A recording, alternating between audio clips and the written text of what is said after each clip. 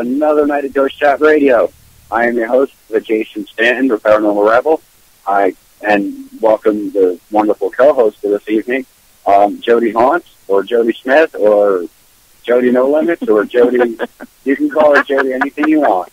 Believe me, I know, I call her everything.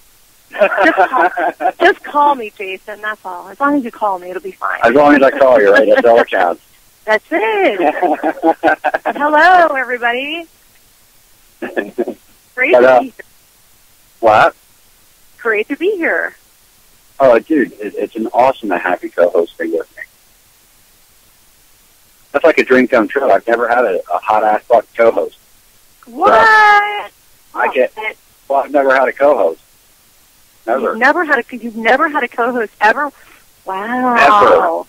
I mean, I tried to get Brad Pitt once because, I needed a hot-ass one, but he always turns me down. I think it's the dick pics that I've been sending him. That might be turning him away.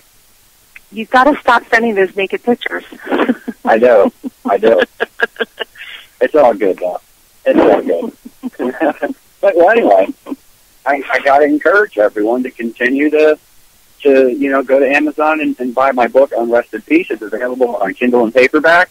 The event Saturday night went off without a hitch. It was outrageously awesome. The investigation part was great. The historical part was great. The tours were great. If anyone missed it, dude, you fucked up, man. You fucked up, everyone, if you missed it, because everyone had a wonderful time, and it was just an amazing place, and I recommend it highly. And then, obviously, I think September 20th is the St. Albans Sanatorium benefit. So that's going to be the next one that I'm going to be pushing really hard over the course of the next, until September 20th. So I got that going on. You got a lot going on. I'm so jealous. I saw those pictures all over your page. I did not know you were doing all that over the weekend, and it looks like it was really a great time. It was awesome. It was awesome. Yeah. Like I said, there was a lot of people that didn't show up that should have won, and they fucked up, man, because they would have had a blast. How many people turned out for that? And we wound up with 10 or 12 people wound up coming, and it was cool because it was a smaller group, which is a lot easier to maintain and handle. Oh, yeah. Without, distorting any of the evidence. So, I mean, it was a great time, and those people, they loved it. The volunteers there, I mean, I made a lot of new friends just with them. I saw that. I saw a couple of the volunteers had responded really positively about everything about the event, and that they were definitely looking forward to seeing you on some more events. That's for sure. Oh, definitely. I try to get events going whenever I can, but sometimes the schedule doesn't allow it, so I got to allow sometimes, so forth. And over the course of the next couple of months, you won't really be seeing me doing too many more events because of the upcoming filming that I'm doing for that new TV show. So I know. That's going to keep you so busy, but that's exciting. I'm always busy. I always try to stay busy. If I'm not busy, I wind up getting in trouble. And I don't want that. I don't want to be in trouble. So I got to keep my mind occupied. But in the same problem, I have a very short attention span. So, I get distracted pretty easily. I could be in the middle of investigating, and a raccoon's walking out. So I was like, I got to go check that out now. That's me. I'm like a teenage boy with an erection. Something shiny, something pretty. That's right. You got to go for it. Fuzzy. That's right. It's all good, though. So ready to get investigation, paranormal photos, and nature photos at the same time. That's right. I got to get it all in one shot. I got to get it all. But anyway, we don't have a guest tonight, which is fine because I wanted to ensure that everybody knows who the fuck you are, and I know my listeners want to know who the hell you are and why I selected you to be a co-host of Ghost Chat Radio. So I definitely want the inside story of the Jody Haunts or Jody Smith or Jody No Limits or Jody whatever. All right, you got it. And you and I have been friends on Facebook for a while because I've had you on my other page before you were actually on the page that became the No Limits page as well. Once I started to do the No Limits show, I needed a second page for that, for the listeners. Because my other page is so full of all of my paranormal friends, there just really wasn't any room, to add new people. So anyway, it's no longer the No Limits page. It's just the Jody Smith page. And that way it works for everything. But that is definitely the primary page where I spend most of my time. Yeah. And you've been doing radio for a while, too. Mm-hmm. Absolutely. And I've been on a lot of shows as a guest in the past as well, which is always a lot of fun. Oh, being a guest always kicks ass. Yeah. That's when I can literally just mellow out and say, you know what? I don't need to be in front of a computer. Fuck it. I can just talk and leave it at that. Well, you can talk, and I can talk for sure. I mean, I can just keep on talking. Yes, you can. You need to put something in your mouth so you don't talk as much. Uh-oh.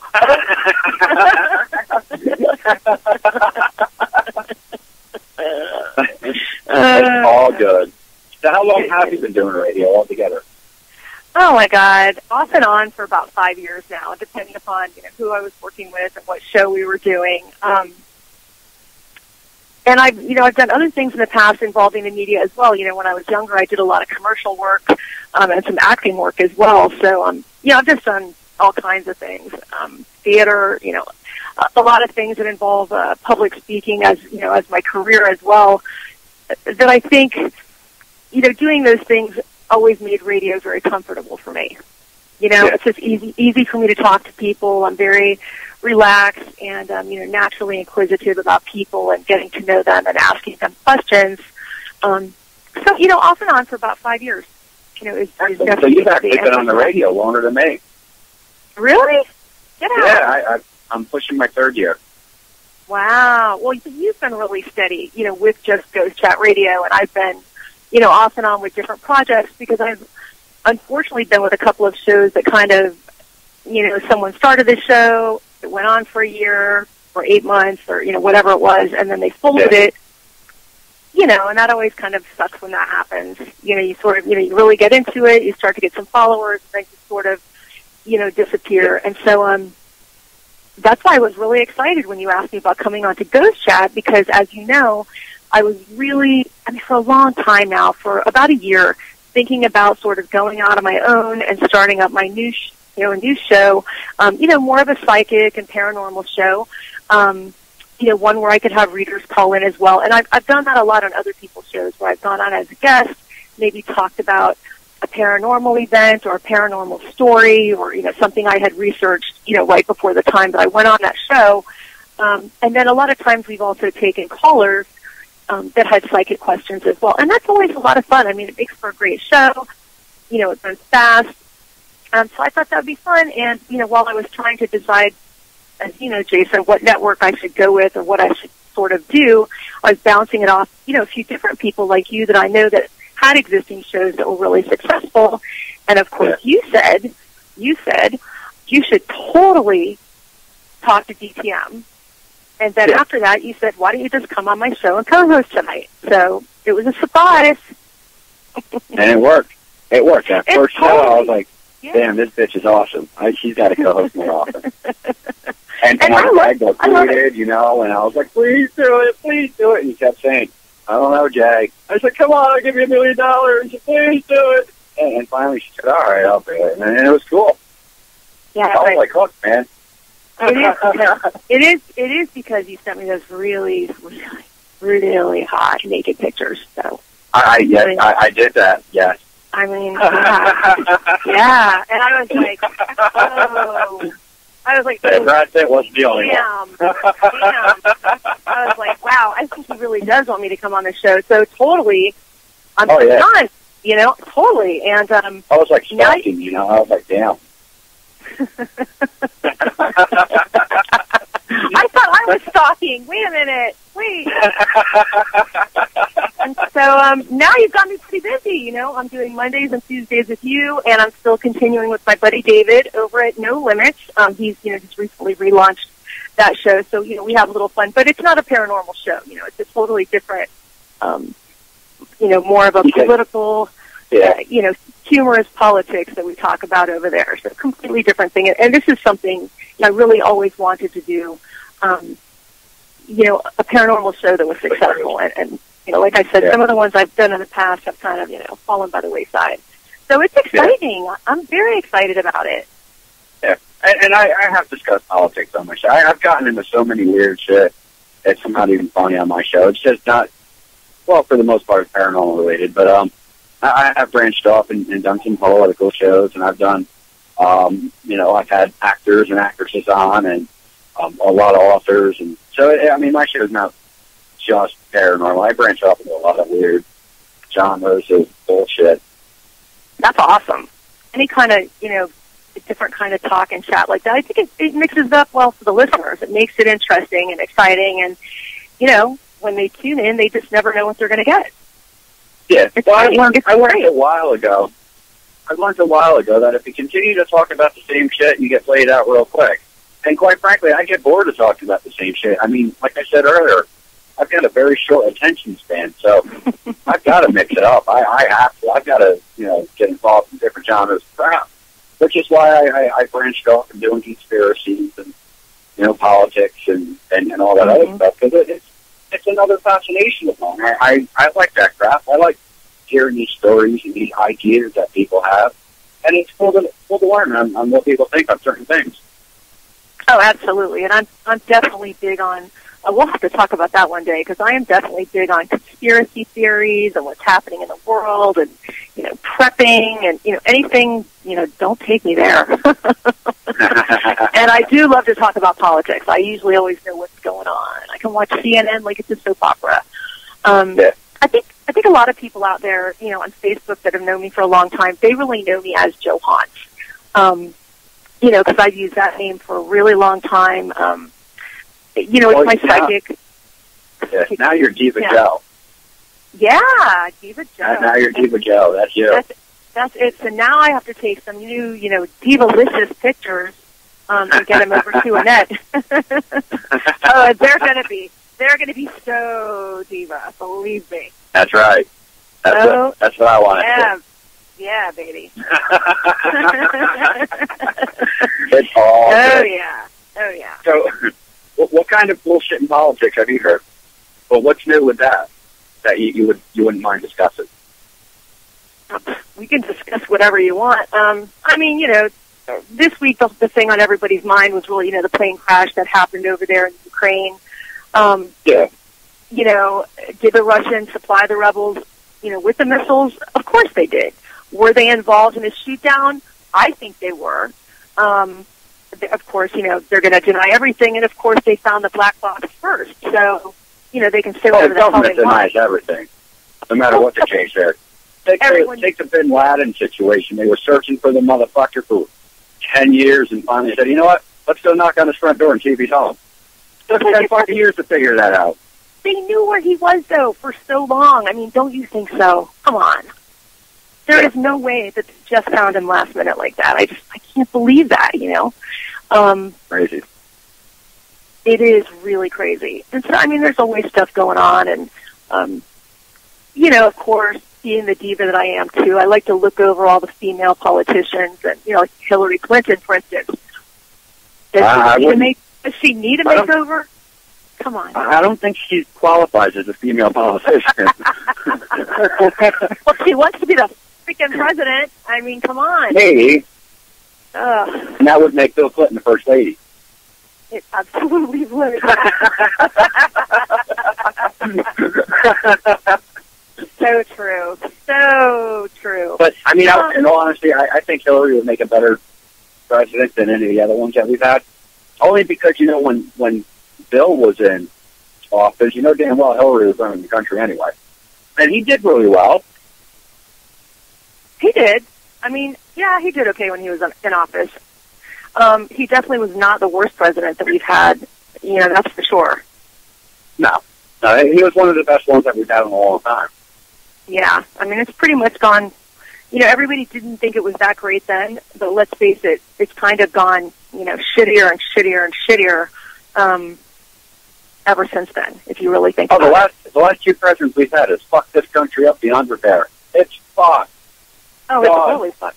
It's just, it's fucked. And the problem is everybody in this country right now is so goddamn fucking selfish, and I hate saying that, but it's true, that they can't put down their beliefs, they can't put down their causes to try to fix the country. They all still want, but the truth is, in order to achieve anything, you have to make sacrifices.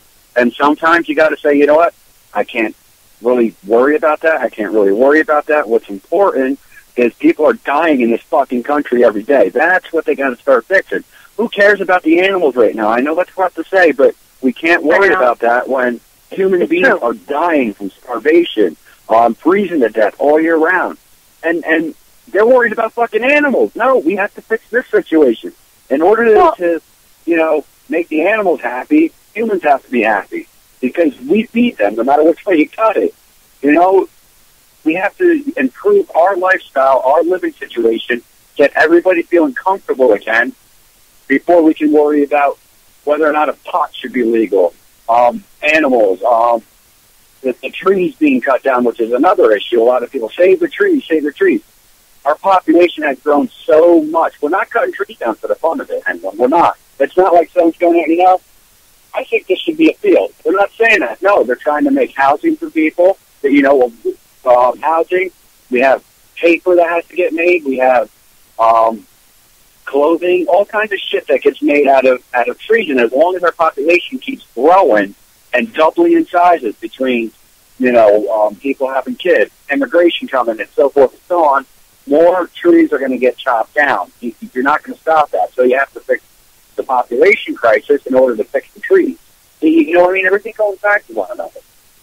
Oh, absolutely. And I mean, we're just completely overpopulated. And, back to what you were saying about food and people that are dying here, to me, I know that it's a good thing that we set up all these foundations and help people in other countries, but a lot of times I feel like we just don't really see enough of it here in this country. I mean, I know that we have the United Way, we have Goodwill Industries, you know what I mean? We have some groups, that do help impoverished people, but I really don't feel that the government does enough to help these people. No, the government doesn't give a fuck. They don't give a fuck. They really don't care. But, like I said, the country has to learn to start making sacrifices in order to improve everyone's lifestyle. Stop bitching and complaining you ain't got money and start making sacrifices in your life to try to achieve that. It's as simple as that. Well, and if you keep spending what little you have all the time, you're never going to have anything. No. People don't want to work hard for anything though now, Jason. They don't want to work hard for shit. Oh, no, the country has grown to be the laziest people I have ever seen. And I'm part of that part, too. I'm in that percentage, so I can't deny too much. But it's true. We are now we're in the top, I think 5 or 6 or 10 or something like that. But we're in the top countries of overweight issues. And it's not because, we live a healthy lifestyle. It's because we're lazy. We don't even want to go check the fucking mail anymore, Yeah, I do. It's true. It's absolutely the truth. They just want to fucking drive through McDonald's and eat that shit because it's cheap, it's fast, it's easy, and it's on every corner. Yeah, their idea of playing football anymore, these kids anymore, is turning on the video game. They don't go outside and engage in actual social activities anymore, and it's sad. It really is sad. Now that is, how old are your kids, Jason? My kids, they range from 8 to 15. Okay, so so they grew up, with having all of this stuff. Does your little one at 8? Do you make them go outside and? Back when when they were little, I really couldn't afford much, so they had no choice but to engage in social activities. Now they're all computer junkies, but my oldest daughter right now is in summer camp, so she's kind of eliminated from the computer world for a while. Until I that's nice. Again. Yeah, so, that's nice though. We have no choice but to engage in those social activities. But I encourage everybody to put down all the electronics and go for a fucking walk. Look at the scenery. Yeah. When was the last time anybody has actually been to a park? The last time I went to a park, God, it was like 6 months ago. Really? A long time. Yeah, and that's because, why? There was live music. And I love that. Yeah. I love live music in the park. If you tell me there's live music down by the lake or at the park, I love that. I am there. And I like to be outside, too. I really enjoy going outdoors and walking around and doing things, but I was always like that. you can't always get somebody to go with you, even to do that sort of thing. Everybody's at work, or they don't want to make time, or it's too hot, or they don't want to drive over there. And it does go back to people just being lazy. Yeah. It really, really does. It's crazy. But it is what it is. That's the lifestyle that this country has been accommodated to, and that's what they'll continue. And, they'll continue to do everything they can. The government will continue to do everything they can to ensure that the American people are a bunch of fucking lazy asses. And I think they do it on purpose, if you want my honest opinion. I mean, does the government really want a country that's going to be fit and strong enough to actually rebel? I don't think so. I don't think so. Let's turn them into lazy pieces of shit, and then we'll try to get rid of their guns, and they can't do a fucking thing. By the time they get up off their couch, they'll have an asthma attack. Well, to me, Obama and this administration are really trying to turn this country into a socialist type of a country. I mean, that's where it's going.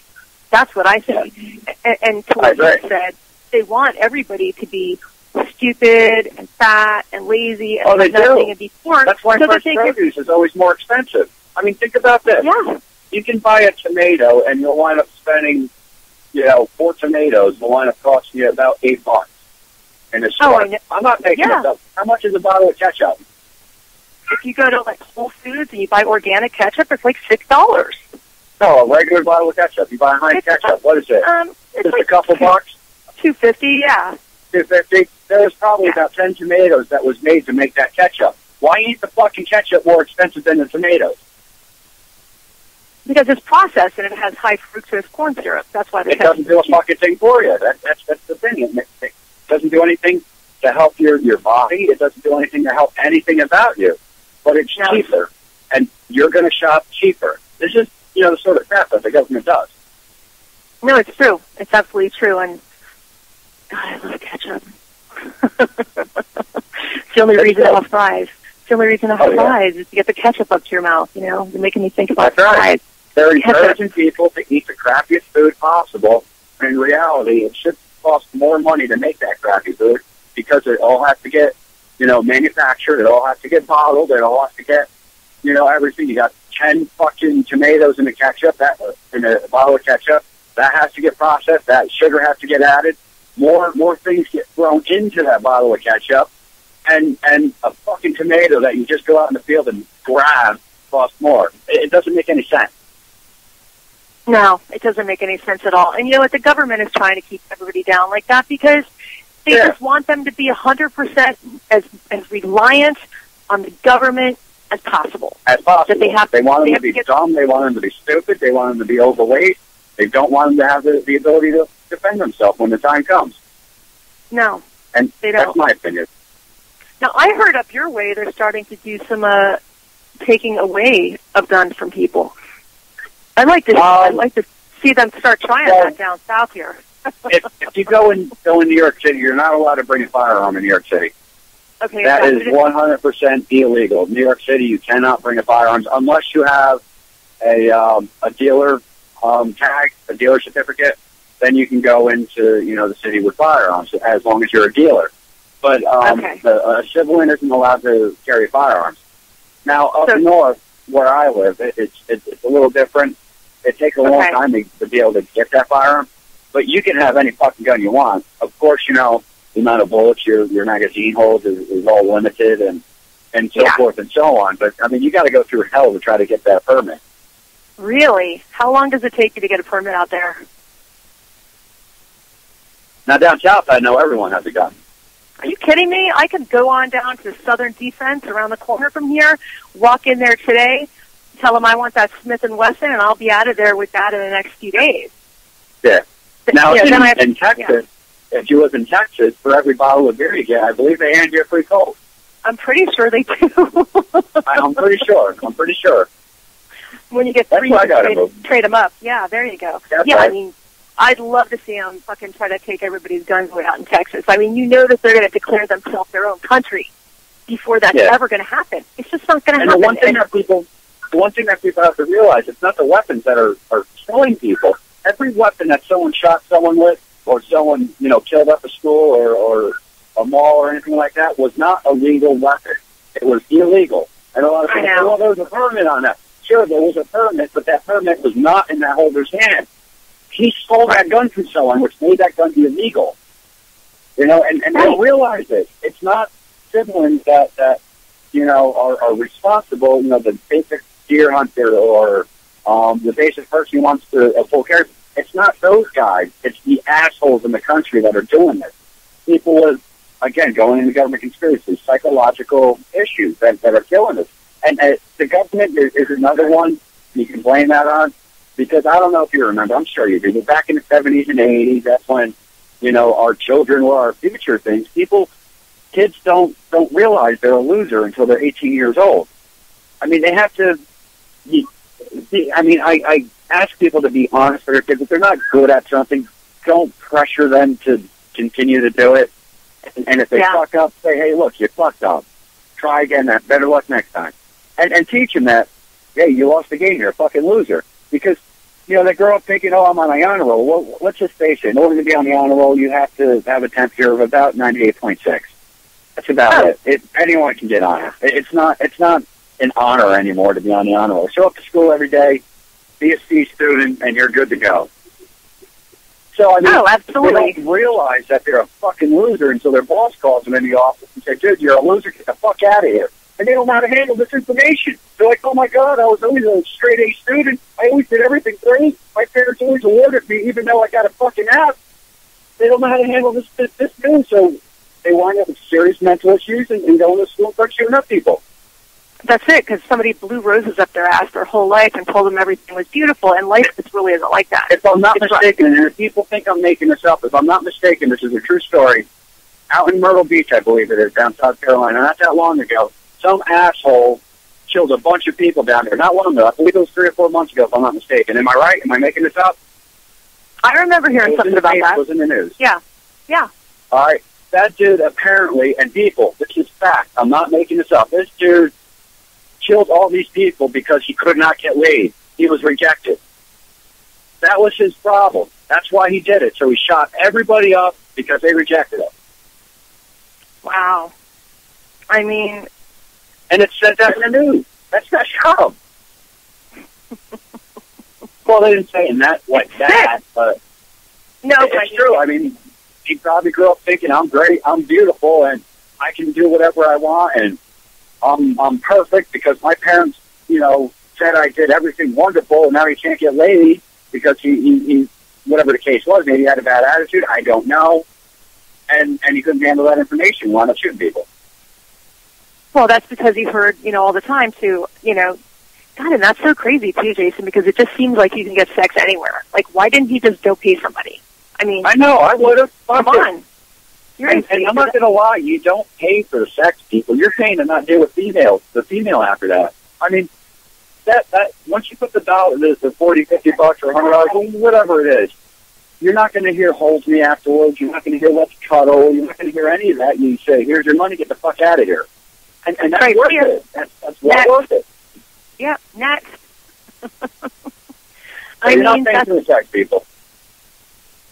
They're just paying for a quick experience. But come on, if you're going to shoot everybody up because you can't get laid, go to a hooker. Come on. Get a hooker, give them $50, get a blowjob, leave it at that.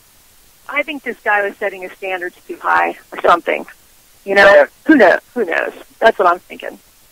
And if prostitution was legal, things like that would not happen. Absolutely, that's true. I mean, there's a reason. There's a reason to have prostitutes. I can definitely go with that.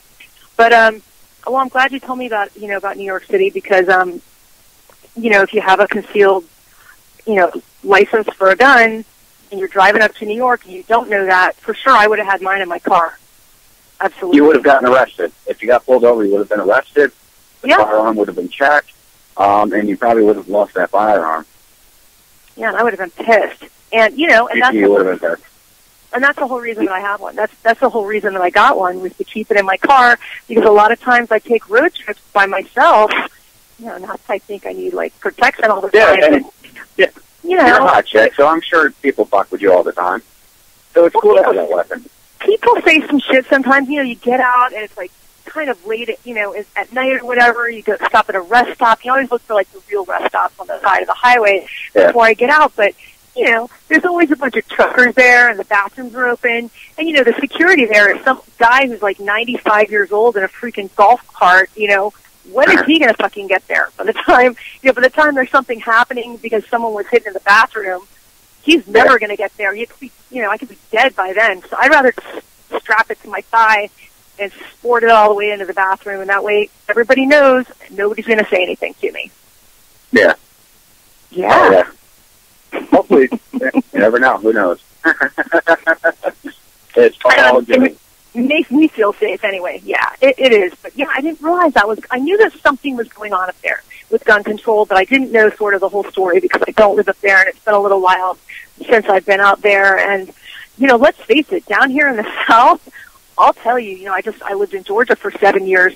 Totally. You can walk right into the restaurant, like Longhorn Steakhouse, and some redneck will just walk on in there with his shotgun and place it right down on the table, and they can't ask him to leave. Like, he's allowed to do that. And they you can do that here. You can do that here. You just can't do it in New York City. As long as you're out of New York City, if you got a full carry permit, you can take a gun anywhere you want, unless it's a government office. You can't take it, in a courtroom. Right. You can't take it, so forth, DMV, things like that. They ask you to leave your firearm in your car. But as long as you have a full carry permit, you can take any weapon you want. You can go in a fucking mall and have it strapped to your leg, and they can't do nothing to it because legally you're able to have that weapon. But, you just can't bring it into New York City itself, or you can't, bring it in the government offices or things like that. Right. I mean, I think it's okay to have it concealed, but, if you want to make a big display out of walking into the restaurant and slapping the shotgun down on the table, I mean, that does make me a little uncomfortable. If I'm sitting at the normal table, down there. That's pretty common. It is. I mean, down here kind of is normal. In the South, I mean, it's pretty normal. Everybody's got racks in their trucks and with their guns. If I'm not mistaken, I think every restaurant has platoons, too. They do. Down here in good old Bama, oh, yeah, they do. My God, when I first moved here for like the first 2 months, I couldn't understand anything anybody was saying. It really took me a while because I'm in lower Alabama, and so it's pretty thick down here. It really is. It's pretty down here, but it's different. That's for sure. For a city girl. Where are you originally from? I am originally from Fort Lauderdale, Florida, is where I grew up. So I mean, I grew up in the city. So, but my whole family is. I spent a lot of time growing up in New Orleans as well. Because the whole family is from there. My parents are from there. But I grew up in the city, Fort Lauderdale and Miami, until I finally moved to Georgia about 8 years ago. And I lived about 45 minutes out of downtown Atlanta, and I was in the country there, but it was the country suburbs, kind of the yuppie country suburbs, and I like the country. I do a lot of gardening and that sort of thing. As you know, I'm really into that, but it's a little too quiet over here for me. I'm about less than an hour out of Huntsville, so that would be the closest big city. I'm almost about 3 hours from Birmingham, which wish I was closer, because there's not that much to do around here, that's for sure. It's okay. It's all good. It is what it is. It is. But when did you get into the paranormal? I got into the paranormal, I mean, pretty much my whole life, Jason. I think I told you that when I was about the age of 5, I had my first paranormal experience, which was the story that I told last week about when I was, asleep in my bunk bed, and my sister slept on the bottom. Yeah, we were cuddling together in bed. Then we had sexy nightgowns on. No, I was like, 5. But at any rate, I'll never, ever forget it. And, it's so funny because I just told my father about it again when I saw him a couple of months ago because we were talking about, death and getting older and spirituality and all that stuff. And so I went through the story with him. But I remember distinctly waking up, and my grandfather was, like, behind me, tickling me under my arms and on my neck, and he was talking to me, sort of soothing me. I felt like he was smoothing my hair, And then, I just went back to sleep. I was, a kid, and I was tired, and he woke me up, and he couldn't possibly have been there because my grandfather actually lived out in Lawrence, Kansas, where my dad was originally born. And, I hadn't seen him in quite some time, but, it was over 500 miles away. and it wasn't supposed to be there. And so the next day, I went out into the kitchen, you know how kids are, and I was like, hey, where's Grandpa?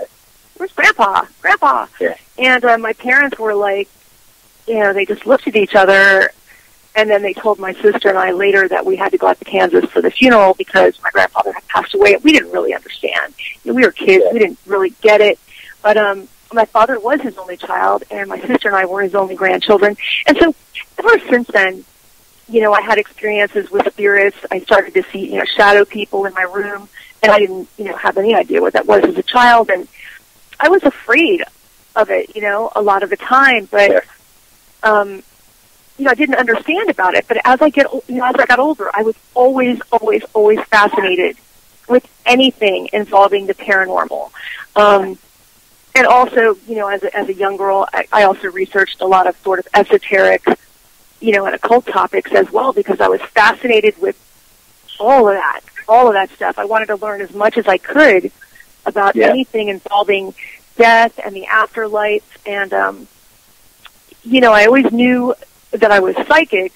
I didn't know that psychic was the right word for it. And of course, I went to Catholic school for 12 years, in the uniform, and the whole thing. I did. Yeah. And you don't roll into school in the morning. Visual. Yeah, a little white shirt, a little short skirt. Yeah. White top panties. I had all covered out. Telling the teacher to bust up that wheel or smack your ass, that kind of thing. Oh, yeah. Well, people used to... I did bad. They would flip our skirts up. We were always bad. I mean, I wasn't good. But, we'd get to school in the morning, and, I wasn't going to whip out my tarot deck, and I was always fascinated with, divination. Growing up, I learned as much as I could about, tarot and all sorts of divination, including... working with candles, candle magic, and scrying, and, I work very, very well with pendulums. In fact, I often will sell them, if I'm participating in a paranormal convention or something of that nature where I have a table. A lot of times I'll sell pendulums because stones love me. They just do. And pendulums love me. They react so well. They're so easy for me to work with, and so I really enjoy, teaching people how to use them. It's just your, it's your vibration, and it's your personal spirit guide or angels, that is working with you when you're working with that sort of a tool as well. I know we talked a little bit about tools last week. So it's just, it's always been a thing for me. And then, when I would hear about haunted locations in high school, I would drag my friends out, for instance, we all ended up going down to the Biltmore Hotel in Miami, which is, of course, one of the first places that I stayed overnight to do an investigation. And I, had wanted to do it for such a long time, but we all had to pool our money together because we wanted to stay in the Al Capone suite, of course. Yeah. And, if you don't know anything about the Biltmore Hotel in Miami, it's a very famous location for old Italian gangsters and mobsters. They used to stay there, and a lot of murders happened there in that suite. And so, I spent a lot of time talking to people at the hotel about experiences that they had there. And, all the time. I always had something like that going on where I wanted to drag everybody out to either a bridge or an old house or a location that I heard was haunted. And, back then I didn't have a computer. It wasn't like how it is now. I didn't have a cell phone, so I couldn't just, and I wasn't spoiled like that. My dad had a computer, but I wasn't allowed to use it. So, I didn't have any kind of, internet access. I would literally have to research things at the library, or it would be something that I saw on TV or something that I heard about. Paranormal investigating was a little bit different back then, how you would find out about locations, or someone would say something was going on in their house. And so I would want to go find out about it. So I always loved it, and I was always fascinated, and I've never been afraid of it, ever. It's never been a scary thing to me to go, do paranormal research. although, you know, I have had a couple of scary experiences as an adult, you know, locations that just didn't quite feel good, you know, didn't quite feel good, you know? Yeah, we got to hear about them. We need to know everything Jody's. Eva Jody, yeah. What about you, Jason? How did you first get involved in the paranormal world and develop a fascination? And how did that happen? I can get into it, but it's in my book on Rest in Peace. So, again, I will encourage everyone to read that, but I'll share some of the story. Basically, what happened was growing up, I was addicted growing up. I didn't have a lot of friends. I kind of got pushed aside a lot, so forth and so on. And really?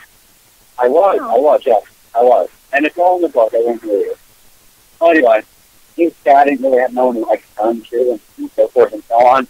I got to know there's a couple people, and one of them, and whom you will read in the book, so I'm not going to get it. Yeah, no, okay. And I definitely don't. But anyway, we grew up in I guess we had a small apartment at one time, and there was 7 of us in like a 3-bedroom ass apartment. So it was starting to get overcrowded as everyone was getting older. I was like 14 years old. Yeah. So my parents said, all right, we got to move out of here, and we're going to move outside of town in this nice house, and so forth and so on. Well, anyway, got a couple weeks after moving into the house, and again, everyone's going to have to read the book to find out exactly how that happened. We got into the house, which is a story all on its own. But anyway, a couple weeks after I started personally hearing a lot of weird things. A lot of weird things would happen, so forth and so on. And, you know, it kind of escalated from there. Now, back at that time, even then, I was always a curious little motherfucker, I guess you can say. Yeah. So I wanted to know, why is this happening? What's happening? What's going on? What can I do? And I stumbled upon some paranormal techniques that we use today. And ever since then, I kind of got hooked in the research part of investigating. And, you know, here I am today. Well, that's awesome.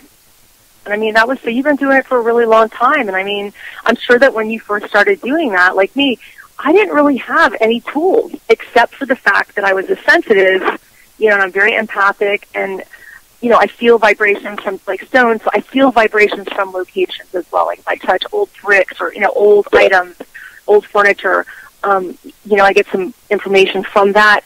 But, I mean, isn't it crazy how much we have to work with now? And we didn't have any of that, you know, back then. It's just amazing. Yeah, it's definitely has evolved with the research in itself. It has evolved tremendously over the course of the last, you know, 15 years, I guess you could say. Especially when the TV shows came out, it literally blew up extremely large. And yeah, we kind of do got to be thankful for that. But seriously, I mean, if anyone's, you know, basing their style of investigating on what you see on TV, you're an idiot. Get out of the field immediately. You know, get your own style, research, read some books, listen to other investigator stories, and figure it out from there. It's the best way you can ever get about doing it. But I mean, the truth is the movie Ghostbusters is what literally blew up the idea of paranormal investigating. You know, that's probably right. That's probably really. God, I remember when that came out too. I loved that movie. But that probably is when it just started to blow up. And I didn't realize that it was happening then. I really didn't. I realized it first when, of course, The Ghost Hunter started on TV, and I was so excited when that show first came out. I mean, weren't you? And then, it was all right for the first couple seasons. Right, I'd say right. By the 4th season, they started to go downhill tremendously. Yeah. And by the time I hit the 6th season, it wasn't even worth watching. No, I stopped. I had already stopped watching it by then. Because the one season they lost half of their audience. I mean, they threatened to cancel the show at one point. Yeah. And I think a lot of it is because the places that are going are just getting so played.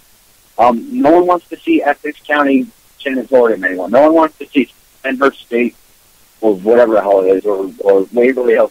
Everybody's getting fucking tired of seeing these places. And they're always doing revisiting, or we're going back here, or we're going to do this little bar and grill. It's like, who the fuck cares about that? Do something pretty cool, man. Do something interesting.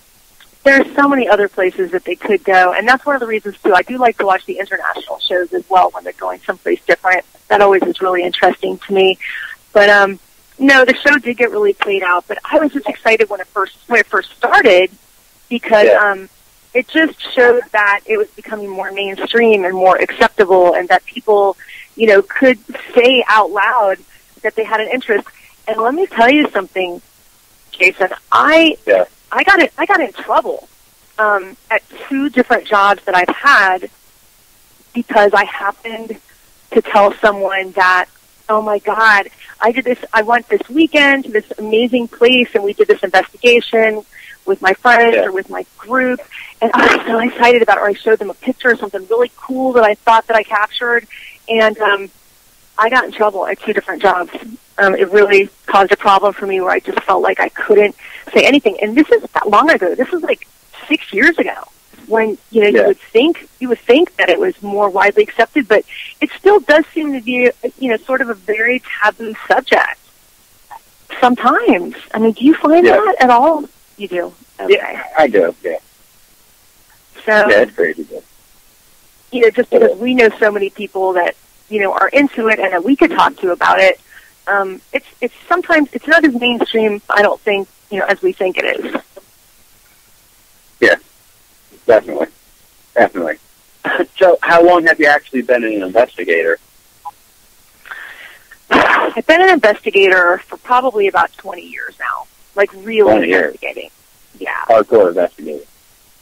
Yeah. Nice. Like really looking for locations to go to and really going in there with a group of friends, you know, that I considered to be a team or that we called a team.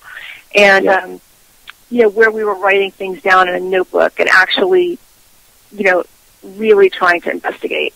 And, you know, that's when I first started. I mean, we only had, like, a recorder that I was using in school and some, you know, divination, you know, divining rods that we made ourselves. I mean, we just didn't have all this stuff like we have now, but, you know, we would definitely take as many pictures as we could and write down our feelings in notebooks. And I think a lot of people don't do that either, and sort of, you know, write down how we felt and what we saw or what we captured, and then we would compare afterwards to see if, you know, I had the same experience when I went in that side of the house as you had, or, you know, was it completely different?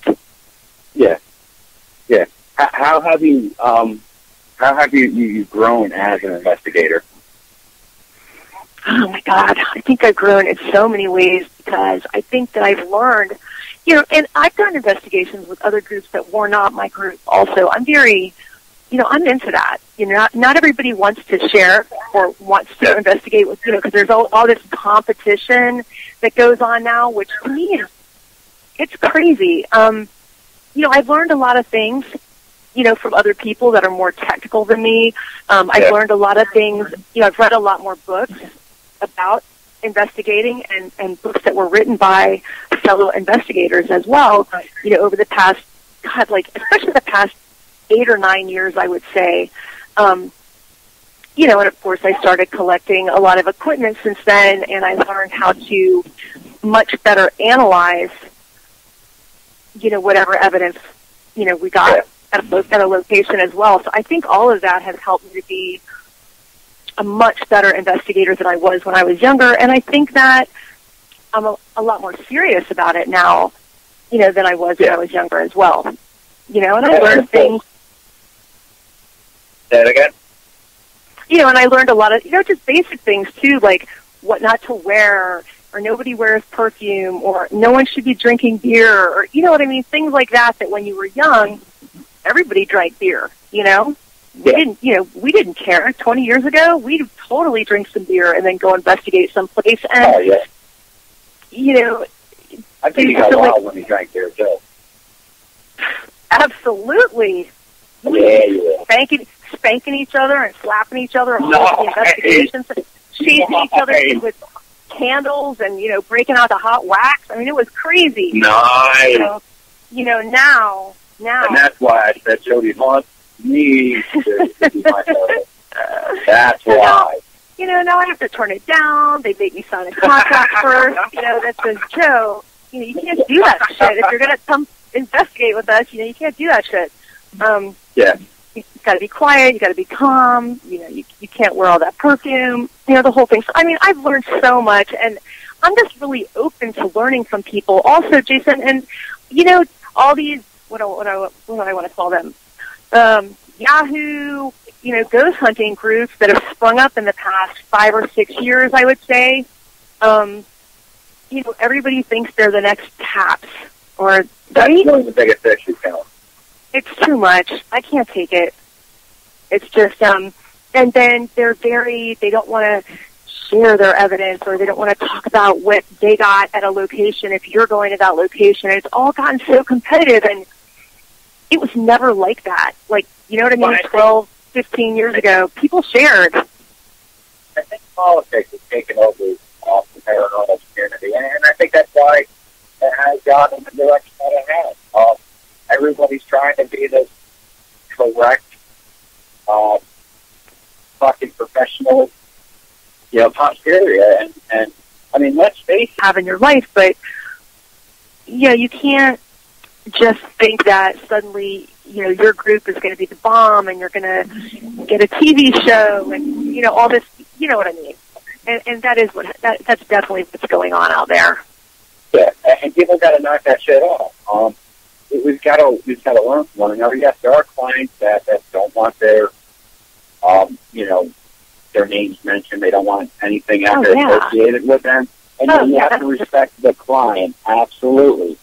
But we definitely have to learn from one another, and we definitely have to, you know, take what one another has with a grain of salt, and you know, hopefully we can figure this out together as a community. Absolutely, and I think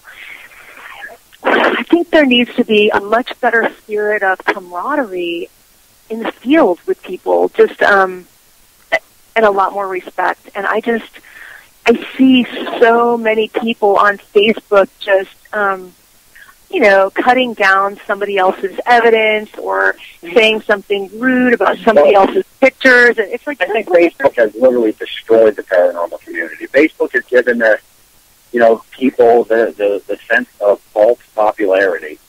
And it's actually quite comical, I think, personally. I mean, I think because they have 2,000 or 3,000 friends or 4,000 friends on their list that, you know, oh my God, I'm famous. No, you're not, dude. I know. You just, you know, have a itchy finger where you gotta, you know, reflect a lot of people. I got an itchy finger. I mean, true story. I have probably about 4,000, 5,000 friends on my friends list. I've got a lot. And you do, of course. I don't even know half of them. Exactly. And it's sad to say. I mean, I do try to get to know each and every one of them, but it doesn't happen that way. I mean, I wish it did, but it doesn't. And yeah, I would love to, you know who all my friends are and learn them on a personal level. But I mean, 4,000 or 5,000 people, it's not possible. I'm sorry, I can't even remember my kids' names half the time. You know, and that's the truth. I'm not lying. Well, you don't have time. I mean, you're a busy guy. There's only so much you can do. And I mean, my God, you can't just stay online all day long. And no, you can't. Some people, I swear to God, their life is on my God. online. I get people, true story, I get people that literally watch my Facebook profile to see when I like something or when I don't like something. So do I. Typically, if I'm just walking around liking something, it basically means I don't want to be sociable. I don't have the time to be sociable. I'm busy. I'm just letting people know that I'm alive. You know, that's all that is. But do they start sending you? Yeah. They start sending you personal messages right away? Because that's what happens. Immediately. Oh, I see you like this. I see you like this. I see you like this. Hey, what's up? What's going on? It's like, dude, I'm in the middle of cooking dinner. You know, I am human. I do have to eat sometimes, you know. I've got kids. I've got to help them with their homework. I've got a house I have to take care of. I've got, you know, a lot of other things. Just because I'm liking things doesn't mean I'm engaged in social activity. I don't have the time for that. And people have to learn to understand that. And I know it's rough to say. It really, really is. But it's so true. That needs my attention. I just can't, you know, respond to it. I wish I could. I wish I could. But, I mean, the people that I can respond to and any fan mail I get, I always do try to respond to it. And I get a lot of it. I do. And I always do try. I mean, I could hire a secretary, and that way, you know, everyone will get a response to somebody that's not even me. But I don't want to do that. I prefer to, you know, come from me. So, I mean, yeah, it does take time for me to get back to people sometimes. And, you know, if you're patient, I will do it. But, you know, just please be patient with everyone, because, I mean, we do have personal lives. We do have kids. We do have, you know, garbage that needs to get out, beds that need to be made, you know, floors that need to be vacuumed, dishes that need to be done. Don't I know? You know, all the other crap. It's just like everyone else. We live the same life, you know? It's so true. And, I mean, it happens to me, too. And, I mean, I'll have people, you know, it's like 2 o'clock in the morning. I woke up, I couldn't sleep, so I took a quick look online just because I've got to get a drink. And I'll do what you just said. I'll like a couple things. I'll just post a picture and think, God, I haven't been on for 2 days. I'll just post a picture and make a comment. And then immediately I get, like, usually it's like 5 dudes sending me messages that say, like, hey, baby, hey, baby, hey, hi. And I'm like, oh, my God, really? Are you kidding me? And we can't just have time for that. It's too much. Or if you do take the time to talk to them, you know, it doesn't mean that you're going to be able to, you know, sit on there and talk to them for like an hour. And sometimes people think you have that kind of time, and I just can't. I mean, I don't even play those games online because I just don't have time for it. It's very rare that I would even play crazy. Yeah, I can't do it. I can't do it. Hey, Jody, hold on a second. I got to use the bathroom. Okay. Be right back. All right. Well, we're taking a quick break while Jason makes a run to the men's room. So, you know what? I have a question for those of you in the chat room. I'm thinking about getting a new piece of equipment, and I work with, I have an obelisk, I have a millimeter, I have a shack hack, but, you know, doing psychic work, I would really like to have something that's really a quieter piece of equipment, you know? For instance, I did an event with Chip Coffey. I was actually a speaker on equipment at one of his events. And he had this really great Frank's box that actually Frank Sumption made for him personally. You know, and there's a lot of new pieces of equipment out there, right? You know, the SD7, the Echo box. I know that Danny Bitbeard, one of the guys on Facebook, made that a lot of people are using that think it's great. I need a piece of equipment that's going to be quiet so that when I am sitting, either doing a reading for someone or, you know, talking to spirits, I need them to come through more clearly than I'm getting with the equipment that I'm using now, which seems to have... Okay, I'm talking about... I'm trying to ask the chat room. I need a new piece of equipment. Okay? New piece of equipment. I can give you a piece of equipment, baby. Yeah, I can. I know, but that equipment... You may enjoy it. You may enjoy it for about 20 seconds.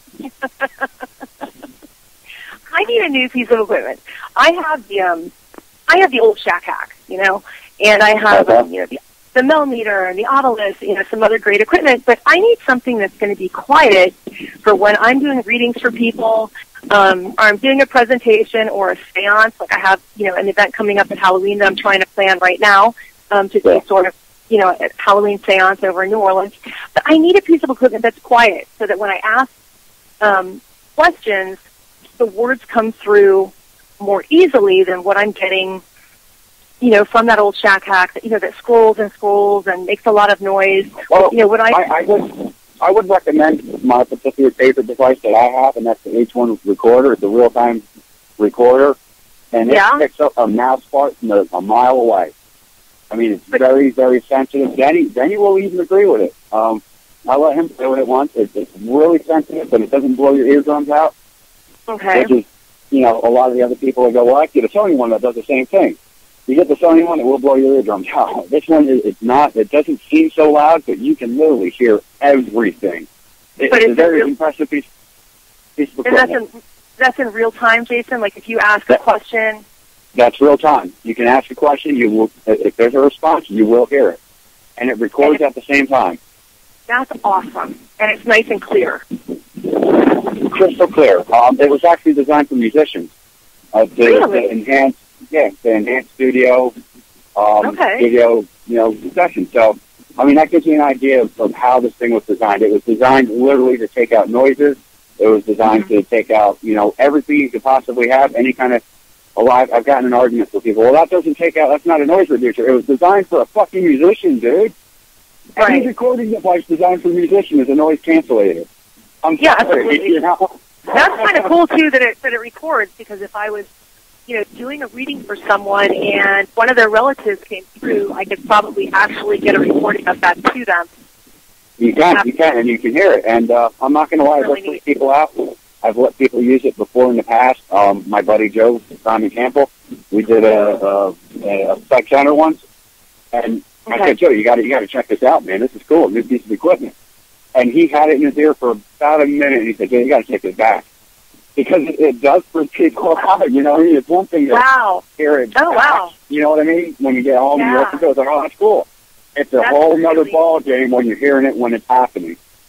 That's really cool. You're going to have to send me all the information on that, because I'm so ready to buy, a couple of new things. And, it's like I can't really seem to find anybody reputable that's making Frank's box. And then somebody else, there's a Joe's box, actually. And then, Danny Beard has the Echo Vox, which I heard actually is working really well, but I don't know that much about it.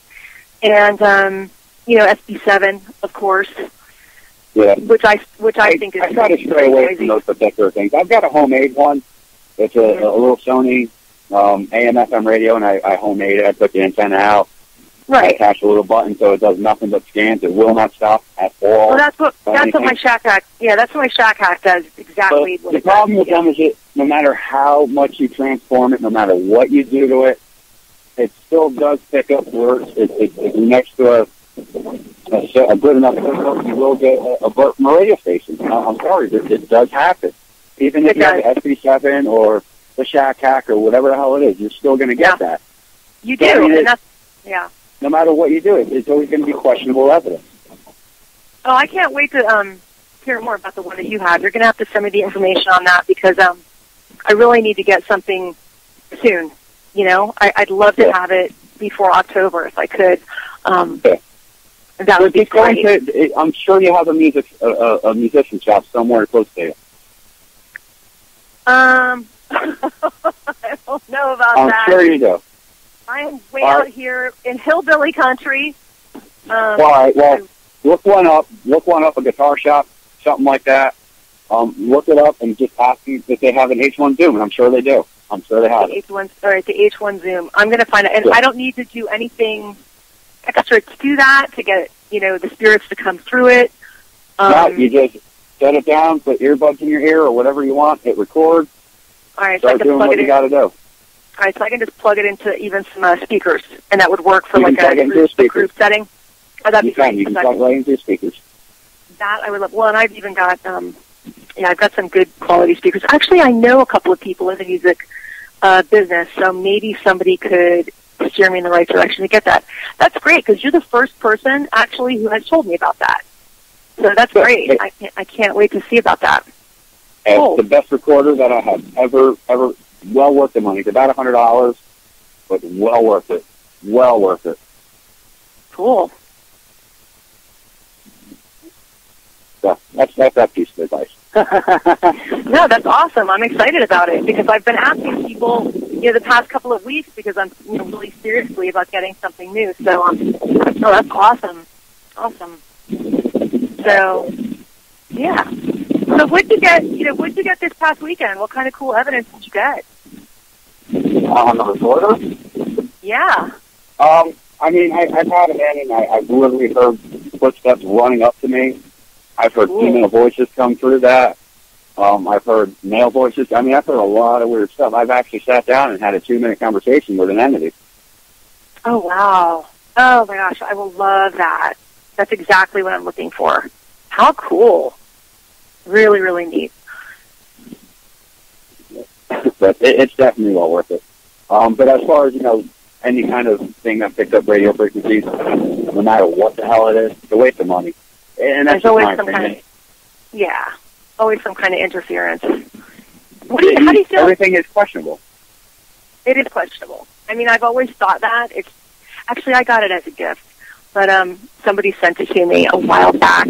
So, I'm not going to look at gifts. I'm not going to say no to a gift, that's for sure. So it was better than having, nothing like that, that's for sure. And then of course, I laid out the money for the obelisk, but I actually have the first edition. So I need to send it back to him and have them sort of update it, get it fixed up a little bit. It works fine, but I just know that they've expanded the vocabulary. And, they've made some changes to it since then. I was like, God, I got it 5 or 6 years ago now. So, my only question with the obelisk, and I don't down it. I mean, if people use it, fine. All right. And it can be, I guess it can be a great tool. But my only concern with it is, how do the entities know how to manipulate the database that's in it? I have no idea. You think about it, it's only programmed with a certain amount of words. How the fuck does it know what words are programmed in it?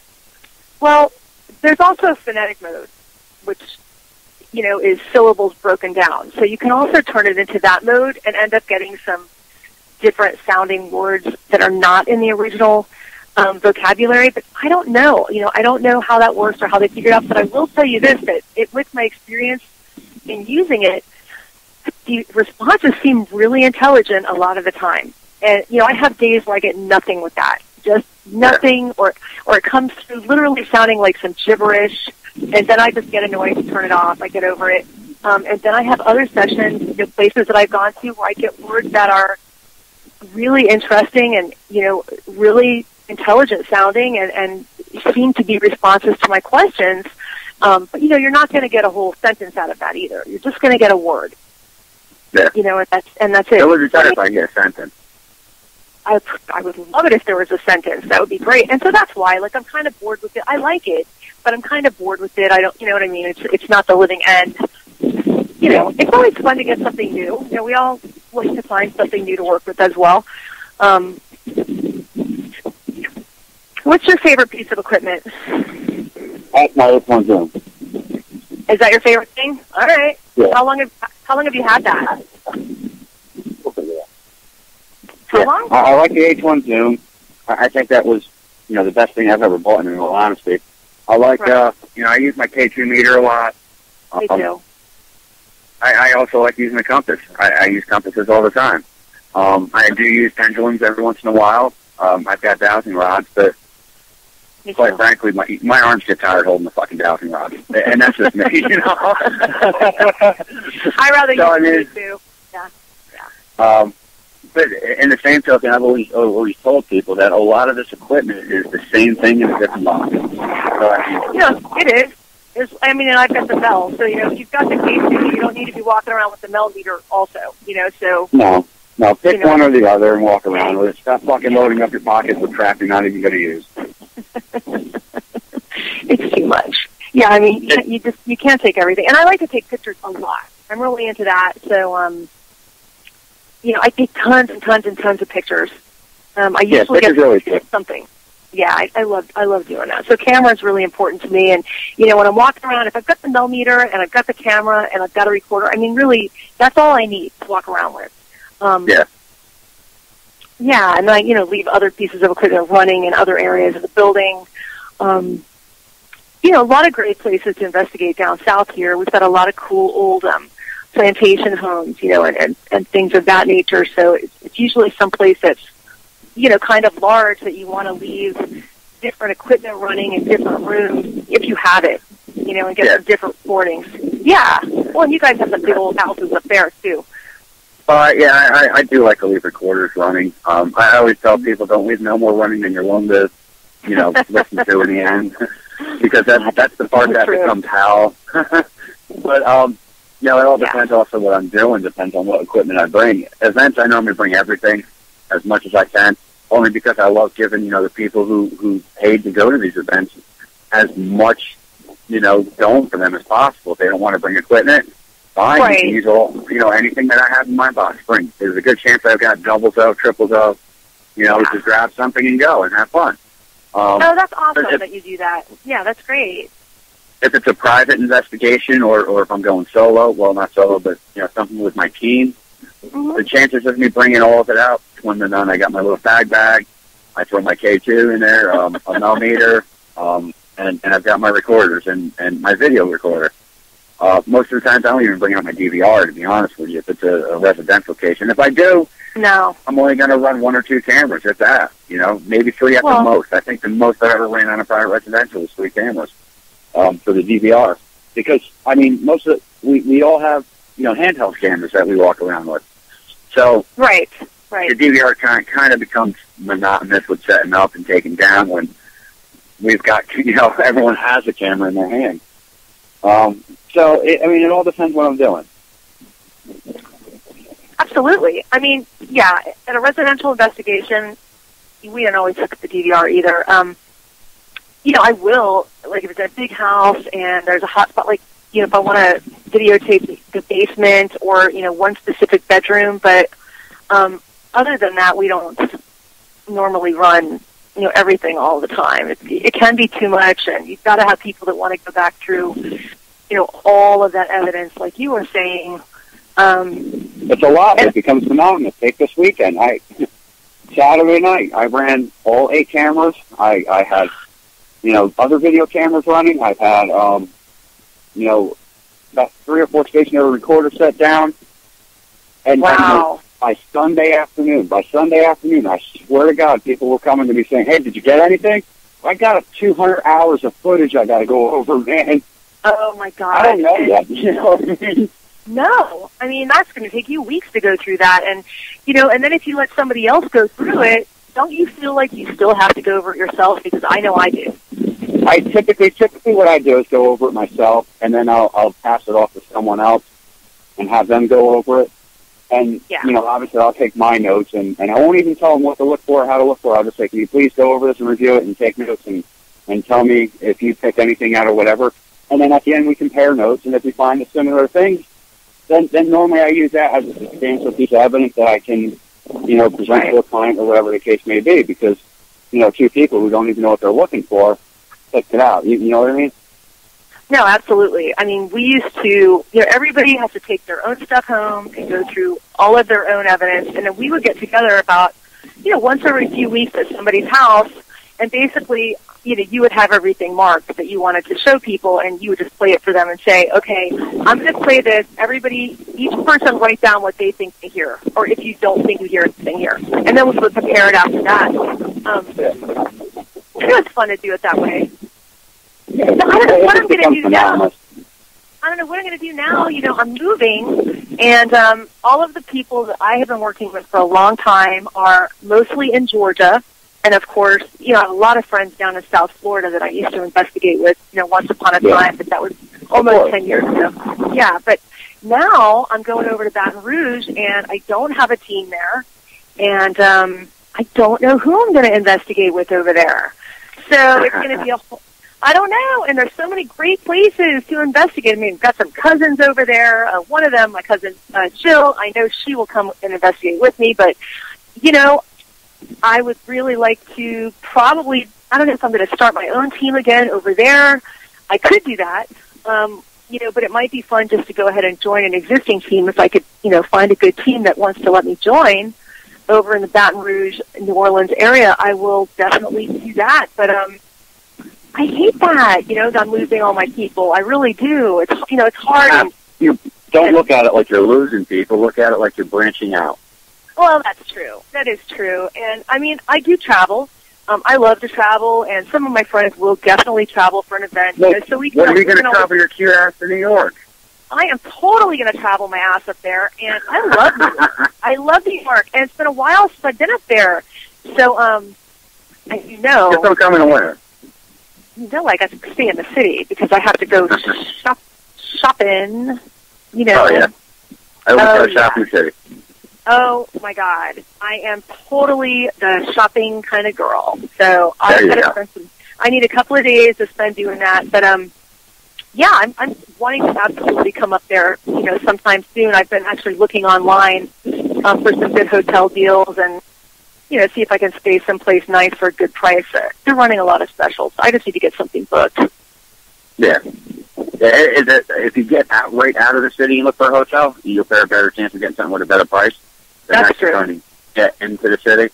I mean, you can go, 20 minutes outside of the city, and, you know, you get a hotel at, 40% cheaper than you will in the city. Oh, that is absolutely true. Yeah, I could look for that, actually. My mom used to live out there for a while. She lived down on Long Beach. She's a flight attendant out of New York, so she used to fly out of all the airports. What airport are you close to? LaGuardia? Me? Actually, if I were to go to an airport, I would go to Newark. Newark, yeah, that's what I meant to say. I figured, yeah. Okay. I could also go out of Albany, too. And, that's not, a lot of times you don't get direct flights with them. But, Right. Oh, my pleasure, man. Talk to you later, Gary. All right. I've been stuck, I've been stuck in a bunch of those airports out there. I've been snowed in a few times where I had to sleep in the airport overnight out there in the city. But, that's what I was thinking, that you're probably closer to New York, since you said you're about an hour and a half out of the city. But yeah, when I come up there, for sure, I hope you guys are going to have some really cool place to go investigate. Dude, I will take you to some awesome places. Oh, yeah. I love that. And, maybe I'll bring a little equipment. I probably don't need to, since you have everything. But that would be amazing. I would love that. Yeah, you can get any of my gear right you want. Okay, cool. Awesome. Just I'm coming over, and we'll have a plan. Oh, definitely. That sounds fun. It sounds fun. Absolutely. I will, I got to research this some more, for sure. I gotta find a good place to stay out there. Sounds like fun. Oh, definitely. That'll happen. One day, I'll wind up down there in your area, too, and we can investigate.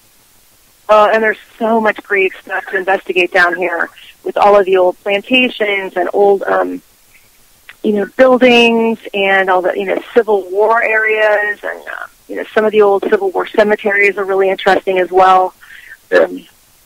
In Georgia, in Alabama, there's a couple of great, old haunted bridges. And, there's all kinds of urban legends around here, too. Yeah. But, it is a really interesting area. I used to live down in South Carolina.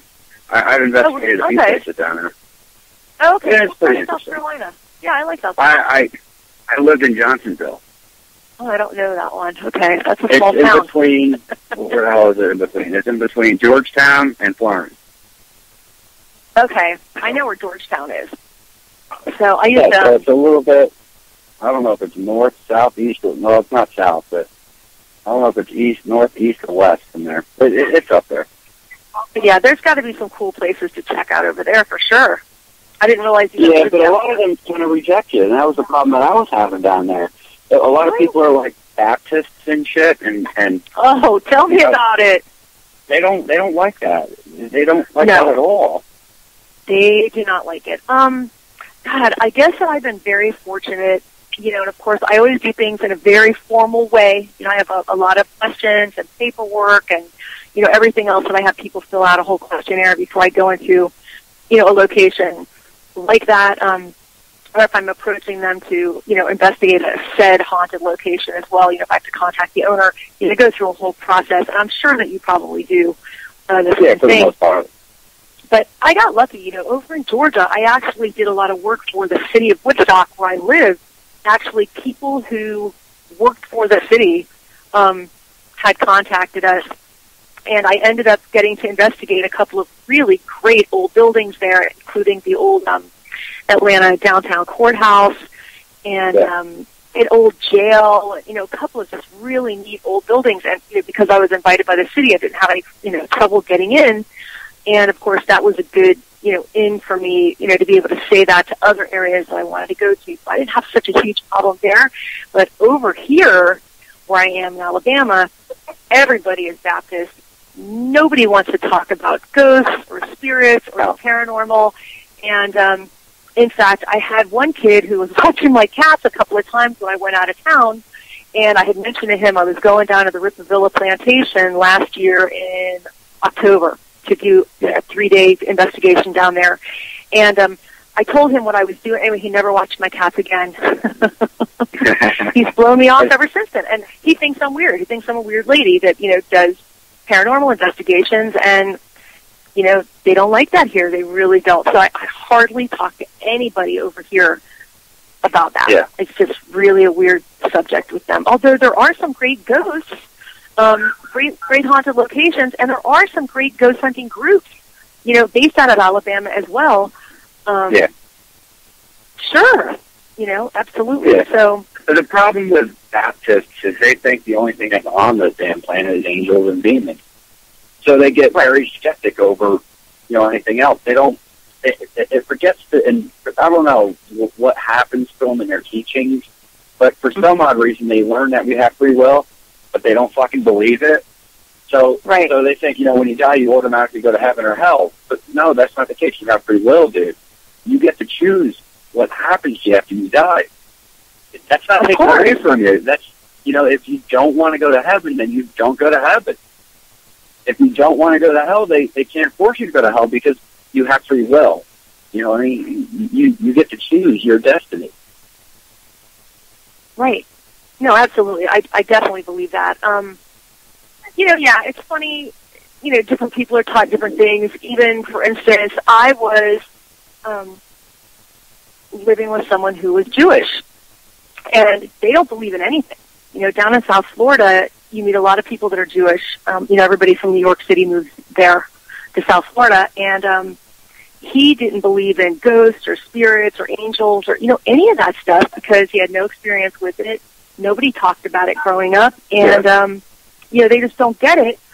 And, of course, after he stayed over at my house a few times, I actually lived in a house in Fort Lauderdale that was owned by an old boat captain and, his wife. I bought it from his wife. She was an elderly lady living by herself. But one night we were sleeping there. He actually jumped out of bed and screamed, "What?" at the top of his voice. And he told me that somebody had been whispering in his ear a couple of nights in a row, "Get up, get up, get up, get up, get up." And then he started to believe it. Because weird things happened in that house. That house was definitely haunted. Of course, and he was there. He was harmless, though. He wasn't a bad, it had been his home where he lived with his family. He wasn't a bad guy. I would hear footsteps from him all the time, and other weird stuff happened there as well. But of course, I didn't tell the people that it was haunted when I sold it. Well, and I know the neighbors on that street because I lived there for a while. But I always kind of wondered, what they thought after they bought the house, or what kind of experiences they had there, because I lived there for 7 years and I had a lot of experiences there, especially when I was renovating the house. It was crazy. It was really wild. But yeah, I mean, it's hard to convince people until they have a personal experience. It's kind of hard to convince if it goes against their religion, Yeah, religious people, they don't want to hear about anything like that. And it's kind of sad. That's why I always try to tell people, if you're religious, especially if they join my team, if you're religious, leave that shit at home. Because oh my God, yes. I don't want any evidence that is collected. I don't want any experience that is collected being persuaded in any way. I want the facts to be facts, not what someone believes. I don't give a fuck what anyone believes. I need facts. Yeah. And, and you got to, go with that. I mean, some people believe that they shouldn't wear condoms. Fine. I mean, I'm not going to get involved with that lifestyle, but it's dangerous. We're not talking about your beliefs today. No, I'm just kidding. I know. Just kidding. It's all good. That's it. I mean, yeah, you can't endorse that. No. But that's, no, as far as reviewing, evidence, you have to just look at it for what it is. You have to take it at the face value and accept that, and then, compare what everybody else has when you're, going through evidence analysis. But, I mean, there's nothing wrong with when you're investigating. Do you have, does everybody on your team have a notebook? Do you guys walk around and write down how you feel in different places? Or, I know, I like to do that. That's why I'm asking. Well, you're being sensitive. I'm sure you enjoy the hell out of that, being sensitive. But, I do. Myself, I do like walking around. I do like figuring out, the best course of action for any location. I try not to put a feeling into anything. That's just my opinion. Okay. But, that's just me. Do you have somebody who's sensitive on your team or not at this time? I do not. No, I have worked with them in the past, and I've got no problems with them. But, it's just the way it is. because I know, some people don't like to have a sensitive on their team, and some people do. I kind of, hear all different sorts of comments on Facebook about that, and it's so funny what you just said. I don't have a problem with them, because a lot of people really do, or they think they can't, like, they don't get along with psychics, or they don't understand psychics, or sensitives, or they think we're really weird. I mean, we are a little weird. We can be a little funky. Well, I think everybody's a little fucking weird personally, but the issue comes in is when nobody wants to respect the individual's purpose of being there. And that's where it can come in. I mean, psychics don't like to use equipment because they can sense it. Bullshit. I can't go to a client and say, so my psychic said little boy Timmy is here. I can't do that. No. I can't. I can't base a whole investigation on what they felt. But it's interesting that you say that too, Jason, because I don't do that. I use equipment the whole time. But yeah, I know what you're talking about. You're talking about psychics that want to go on, like their chip coffee on a TV show, and say, this is what's happening in this room, and this is what I hear, and that's all. But that's all they want to do. And if that's all they want to do, to me, they're just taking up space on the team. You've got to do everything. Hey, Jody. Yeah. I think we might be lost in Jersey, so can you take over for a little bit? What are you doing? I think we're lost in Jersey. Can you take over for like 5 minutes? You're driving? Oh, my God. Well, I'm not driving. I got someone else driving. Somebody's driving. Yeah. I could take over for 5 minutes. Okay, sure. All right. Absolutely. Give me like 5 Absolutely. minutes. Okay. All right. Well, Jason's lost in Jersey. What can you do about that?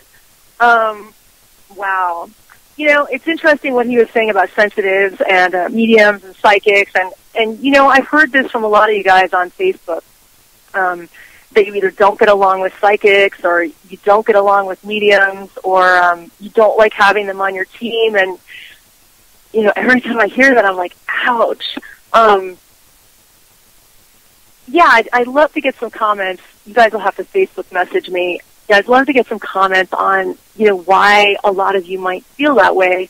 But I think it's really just a matter of, if you're going to have a sensitive on your team, sort of setting them straight from the beginning and letting them know that they have to fully participate in the same way as everybody else who's on the team, because otherwise, they kind of are taking up space on your team. Let's face it, you usually only have, I don't know how many people you guys have, but 8 to 10 people is definitely a full team and a manageable group for any investigation. And usually there's a couple of people that can't go, so you really need every member of your team to actively participate, in every way. And you don't really want to have a psychic medium on your team that's just going to sort of stroll around and see how they feel about it. I mean, that's one thing. If you're sightseeing at a supposed haunted location, I mean, that's interesting.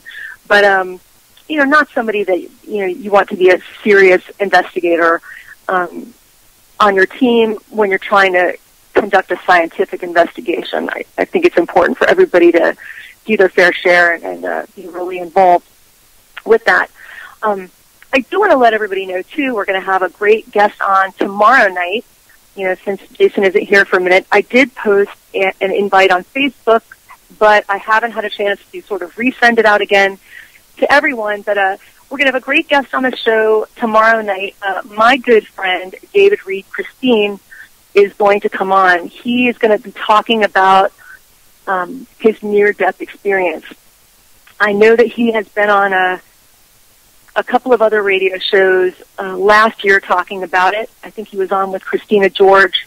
But he does like to talk about it, and he's a really, really interesting guy. So definitely tune in. He's very, very serious about investigating the paranormal. He's been doing it very scientifically for a long time.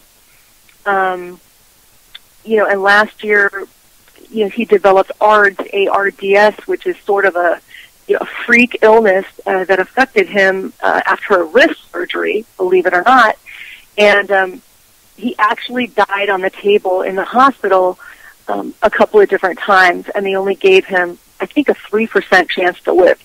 So he's had some kind of, different and wild experiences with that I know I've never experienced. So it is really interesting to listen to him.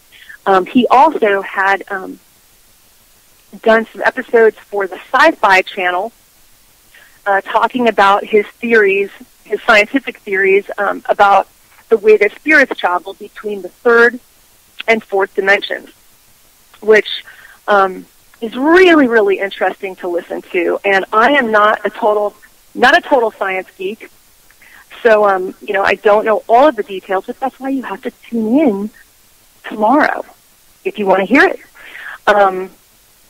So, check back with us tomorrow, and he'll be on, or check my Facebook page if you need any additional information. So a little bit more about me. I like to investigate, all different kinds of places. One of my favorite investigations that I did not too long ago was down at the Ripavilla plantation. I think I briefly mentioned that, over here in Tennessee. It was a beautiful old location, and I really didn't expect to have as much of an experience as I actually had there. And I was invited to go by a group of ghost hunters out of Colorado, sort of like a month in advance, and so I decided to jump on that. But we actually had full access to the location, and it's it's a beautiful furnished plantation that they do tours at daily. So not everybody really gets a chance to go to the Ripavilla plantation and do that sort of an investigation where we were allowed to stay there all night, 3 nights in a row. So it was really an incredible time and a real privilege. And, I would recommend it if you get down south here to go on in there and check it out. And I don't know when they'll be allowing, a paranormal team to come back in there, but I think they would definitely be open to that. The people running the plantation are really into the paranormal as well, sort of, the caretakers there, and they would definitely love to talk to you and your team. As long as you went in to be respectful, you could probably get in there. But the family is definitely still there. There's a little girl who comes through very easily. They hear her all the time running around the house, and it's really not that difficult to sort of get her to interact with you. She likes toys. She definitely likes to speak through devices. So that was really cool. And one of the things that I got there was several times the voice of a soldier. It turns out that upstairs it had been a hospital during the war. And so I don't know how many people, but definitely a number of people died there. And some of the spirits of the soldiers who passed through that location definitely come through. I mean, you can just feel the energy at that location. And so, I loved it. I absolutely loved it. And I hope to be invited back. Next time they're going to investigate there for sure. Definitely. So anyway, enough about that. So I don't know if anyone listening is from the Louisiana area, but I'm open to groups there. I mentioned that a little bit earlier. Definitely looking for some fun, new friends to investigate with over in the New Orleans and Baton Rouge area. So please feel free to contact me on Facebook if you are open to having me investigate with your group. I would love it. And I think we're about 4 hours away from Houston. I know there's a couple of really nice groups out of the Houston area as well. I am hoping to... Hello? Hello? Well, I'm just rambling on here. I can go a little bit of a rambling. I can ramble. That's okay. Anyway, I'm hoping to plan a couple of really great...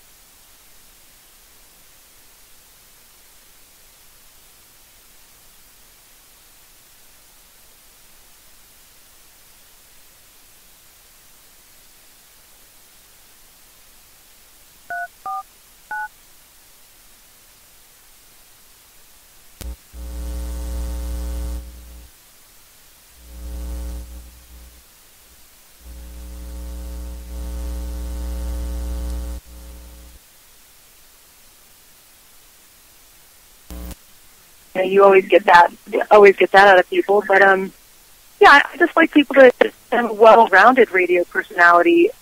But not that I don't like to do the political show, because I do enjoy it, and it's sexy, it's fun, I have a good time with it. But truly, as far as being on the radio frequently or having a radio career, I definitely prefer to interview people and to talk more interesting topics than just politics all the time. I mean, we could get that on the news, even though it is fun to rehash it. Well, you can get anything on the news about politics. You just say, I mean, every news channel you watch is always going to have a biased opinion. So, yeah, it's so true. I mean, well, let's face it, you get the news that they want you to get, that they want to deliver to you as well. It's all good. It's all good, that's what I say.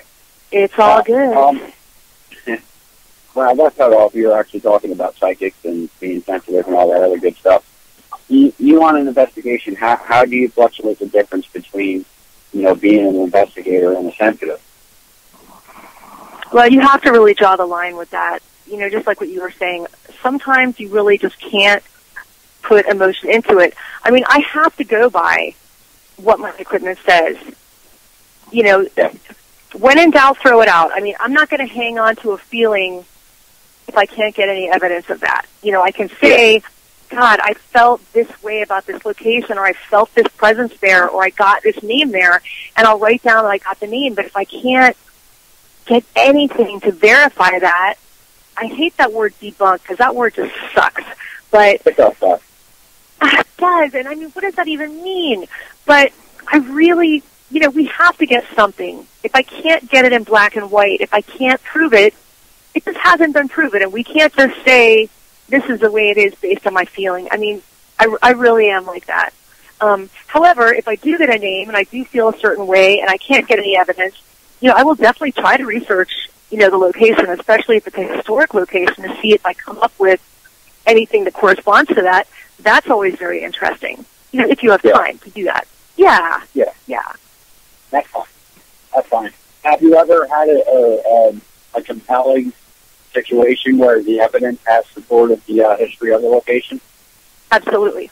One of my favorite locations ever is actually down in Georgia, and it's an old textile mill at Banning Mill. It's privately owned by an owner. Her name is Patricia. We had to get special permission to go there, our team. And another team went with us that I didn't even know as well. The sheriff had to go there and spend the night with us because it was such a dangerous and decrepit type of a location. No power at all, way out there, all overgrown. I did. I actually had someone touch my hair on the way into the room where the textiles had been made once upon a time. And later, I actually do have an apparitional photograph, and I'll be happy to show it to you, Jason. It's a picture of a young boy, and I got that his name was Jeremy. And I do also have recording as well, of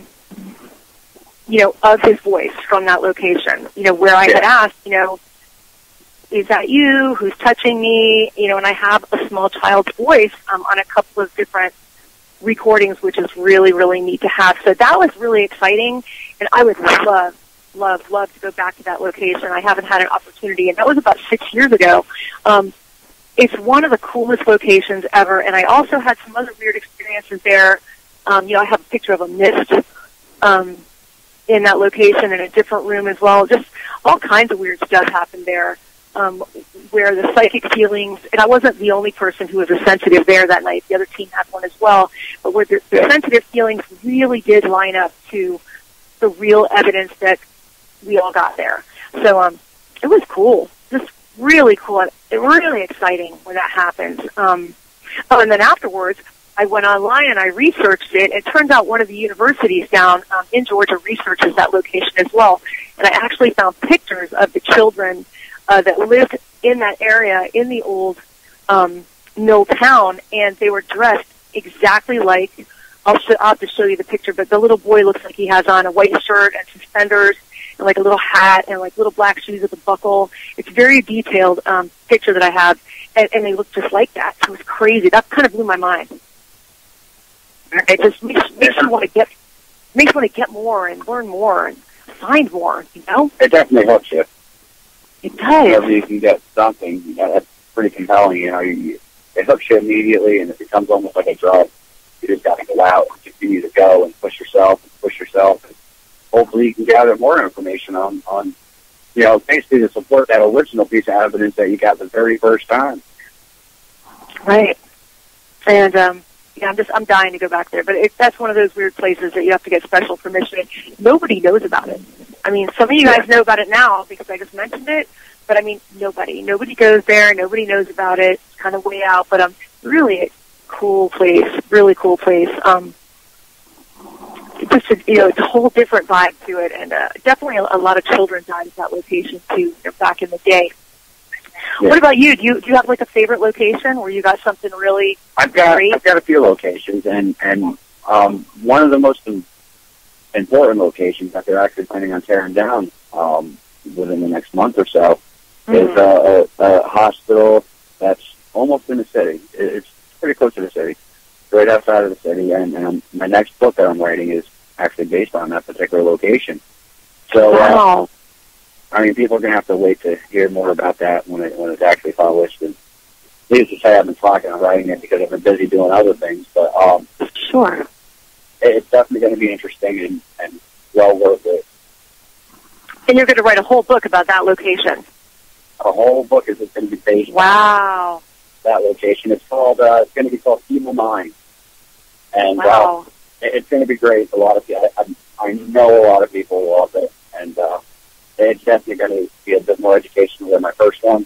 Well, my first one was pretty educational too, but it's going to have a lot, and it's just, like I said, based on that one particular location. And I know everyone's going to love that. Oh, that's really, really neat. Yeah, I'm sure people are going to enjoy hearing about that a lot. Yeah, don't you hate that? I've had locations like that have gotten torn down, like an old jail that I had investigated that was really neat, and they ripped that building down. I hate it when there's a great location and then you know that they're going to tear it down. It just kills me. I mean, it happens. Yeah, it happens. And one of the reasons why some of these buildings get torn down is because of the assholes going in there and being sick, spray painting all over the place and getting themselves hurt. The reason why this is getting fast-tracked to be torn down is because, last fall, somebody went in there and fell in an elevator shaft. And oh, God. Yeah, they had to call the fire department. The fire department had to come out and save them and, all that other good stuff. And now they're fast-tracking it to be destroyed. What a shame. What a shame. It is what it is. It happens. Buildings have to go. And, new buildings will be built. And, no matter what the case is, that place literally has changed me in my particular research. So just that location really changed the way that you're researching and the things that you know. That's fascinating. It definitely has changed my perspective on what I'm researching, how I'm researching it, and led me onto a whole lot of other theories that, people don't even hear about, which is kind of cool. That is kind of cool. And, I mean, personal experiences will definitely do that. And I've had some crazy personal experiences over the years. I mean, we don't have a lot of time to talk about that today, but, once you've been touched, or you've had something whisper in your ear and you know it, you can't necessarily document it unless you have it on a recorder, it's crazy. Or the responses that you'll get that you didn't hear and that you hear later. Those blow my mind sometimes. EVP blows my mind. But yeah, once you start getting that stuff, I think it really does change your whole perspective and the way that you look at your life and, you look at the things that are happening around us, and you know that these, spirits are moving among us all the time, Yeah. It's crazy. And it does make you want to be better at knowing the science behind the paranormal and, researching in a more scientific way, back to what one of our guests said last week, not being called a ghost hunter, but really looking at it as, real scientific paranormal research, and that's important. I don't like being known as a ghost hunter, but there's some situations where, you want to get back to the roots and go out there and just have a little fun for one night. I mean, that happens all over. we all started off as a ghost hunter. We were looking for ghosts.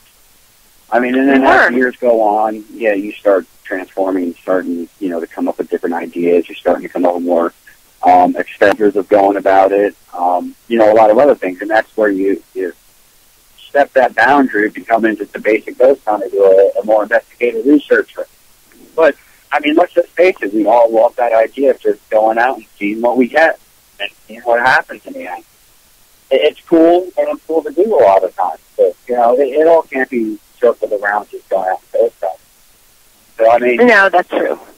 There's both sides to it, especially if you're going to a well-known location that you love, a place that you absolutely, you kind of made a home out of, and you're just always going back, after a while, you're no longer researching. You just want to go there to talk to the ghosts or, to get evidence. And there's nothing wrong with that. There really isn't. But, you just got to learn the difference between, what exactly it is that you're doing there. That's so true. And, it's funny to what you said, too. It is supposed to be fun. I mean, Jason, it is a hobby. It's an expensive hobby. But it is supposed to be fun. And, I look back on those times when I was, like, in high school or in college where we just, heard that a location was haunted and a group of us just wanted to go out there and just see what happened. What happened? Yeah. Did we have a personal experience? Did anything touch us? Did anything happen to you? And it was so fun. It was so fun to just even feel afraid, sometimes in those locations just to see if it felt creepy, Yeah. It is really fun. And there's definitely something to be said for that. Yeah, after a while it does become to be a job. And that's where, you're an investigator when it does feel like it's a job. Yeah. And a little bit more than a hobby. And again, that's what we're here for. We're here to do what we can to help people. We're here to find answers. But, I mean, once a year, twice a year, 4 times a year, it don't matter how many times a year you're doing it. But, sometimes it's cool just to get together with your friends and do some backyard and ghost hunting. It is. It is.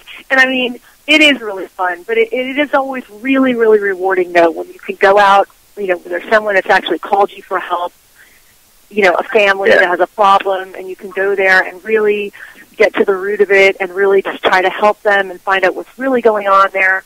I mean, that's so gratifying. It really is. I love that. Yeah, absolutely. And we are now down to the last 5 minutes of the program, Jody, and we have learned a lot about you, and we've learned why I decided to choose you for a co-host on my radio show, which is pretty weird because I never really wanted a co-host until just now I decided, look, I'm going to need some help. I'm getting way too big.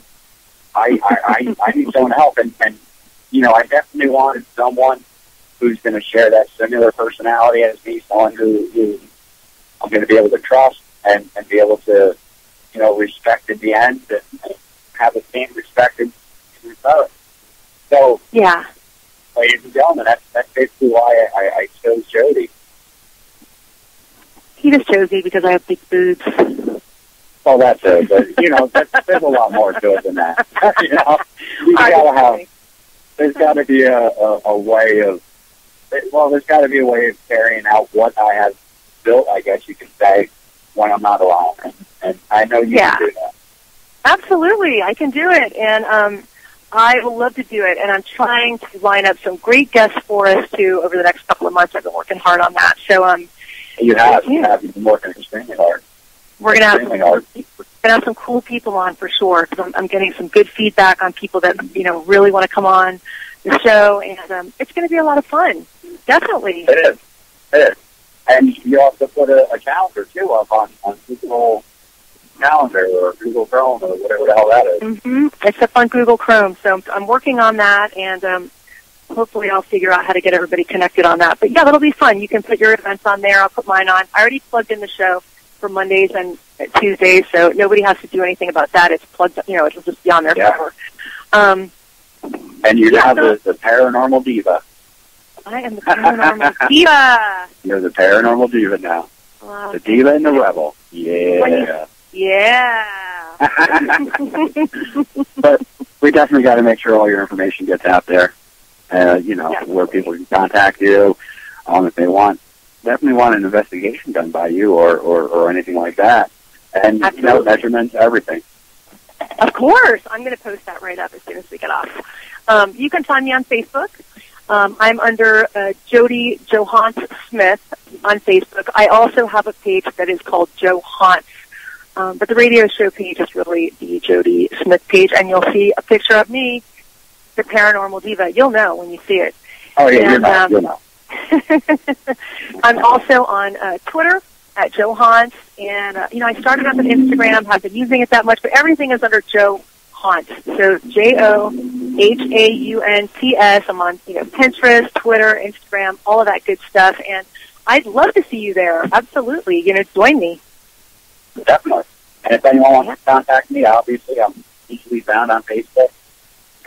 Check out the Ghost Chat Radio fan page. I try to keep that up to date as much as I possibly can with guests and upcoming events. And, I'll have to work on that. Else, I can't stress that out to any more people. Because I get a lot of messages of people saying, I didn't know there was an event. It's been all over the place. I've posted it over and over and over on my personal page, on the fan page. I please go like the page so that after an event or after a special feature or whatever the case is, you don't message me and say, well, if I would have known about it, I would have went. It was on the page. You know what I mean? I do. I see you posting stuff all the time, and if you tag me, I'll post it on my page for you, too. Oh, I'm definitely going to tag you. Oh, yeah. That's going to happen. Absolutely. I'll help you market that. I will. Yeah, you're going to tag me. Mm-hmm. Definitely. I'm going to help you market that stuff. Absolutely. And if you want, I can help you with the fan page. Oh, that's because you're awesome. You're awesome. And you're dedicated to do what you do. That's why I like you. Well, thank you. I try. I hope I didn't ramble on too much for you guys, but I was just trying to have fun. And if you have any questions for me, post them on my Facebook page. Absolutely. Definitely. And until tomorrow night, everyone, at 9 p.m. right on DJM with the radio, we have a wonderful guest that Jody actually lined up, I believe. So this is going to be her first trial with loaded up guests for me. For us, I guess you could say. It's the best time of music. And who exactly is the guest tomorrow, baby? We have on David Reed Christine tomorrow. David's going to talk about his near-death experience, and he's going to talk about a show he did on Sci-Fi where he talks about spirit interaction and how they move between the third and fourth dimension, some scientific theories that he has about that. So it's going to be really interesting. He's a cool guy. He's fun to talk to, and so I'm sure it's going to be a good show. I think that's going to kick ass. Anybody with a near-death experience has some weird things to say.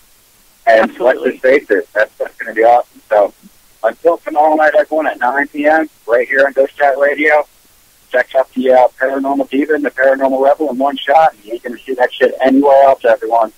But right here on Ghost Chat, tune into DJM with the radio. Like I said, go to the Ghost Chat Radio fan page, like the page, check up on it, and you will have a update of, guests coming on and so forth and so on, events that I do that you can attend, and it's going to be a hell of a fun. So until then, everyone, see you later. And Jody, if you have any last-minute words, go for it. No, I'll just see you all tomorrow. Bye. Bye. Bye. Jason. Great show, you guys. Hey, Jody, you there? Jody. No, she hung up. Oh, she did. All right. All right, great show, you guys. Bye-bye.